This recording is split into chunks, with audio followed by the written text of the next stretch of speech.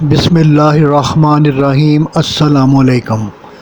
پارہ 23 سورہ صافات، رکوع نمبر 3۔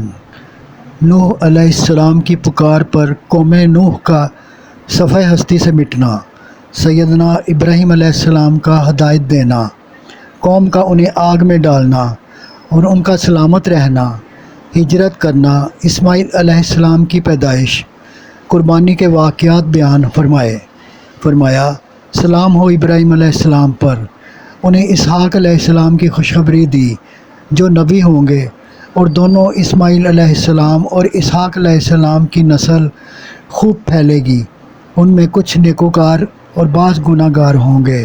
رکوع نمبر 4۔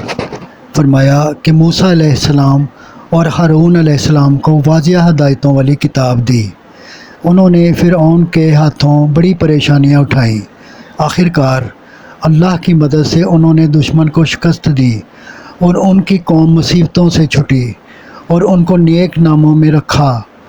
پھر حضرت الیاس علیہ السلام اور حضرت لوط علیہ السلام کا تذکرہ ہوا۔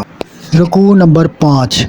فرمایا یونس علیہ السلام بھی اللہ کے رسول تھے، قوم ان کی تبلیغ سے راہ راست پر نہ آئی تو آپ اللہ کے حکم کے بغیر وہاں سے چل دیے، پھر ان کے کشتی پر سوار ہونے، دریا میں ڈالے جانے، مچھلی کے پیٹ میں جانے اور نجات کے واقعات بیان فرمائے۔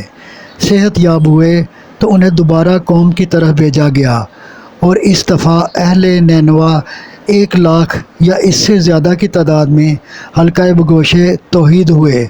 فرمایا منکر ملائکہ کو اللہ کی بیٹیاں کہتے ہیں جنہیں وہ اپنے لیے پسند نہیں کرتے، ان سے پوچھیں کہ جب ہم نے ملائکہ کو پیدا کیا تو کیا یہ دیکھ رہے تھے کہ وہ نر ہیں یا کہ مادہ؟ فرمایا یہ خیال سرے سے ہی غلط ہے کہ اللہ کی اولاد ہے، اللہ ان باتوں سے پاک ہے، اور سلام ہو رسولوں پر، اور ساری خوبیاں رب العالمین کے لیے ہیں۔ صدق اللہ العظیم۔ گزارش ہے کہ چینل کو سبسکرائب کر دیں اور گھنٹی کے بٹن کو دبا دیں۔ دعا ہے کہ اللہ تعالیٰ آپ کو صحت و تندرستی والی زندگی عطا فرمائے۔ آمین آمین آمین یا رب العالمین۔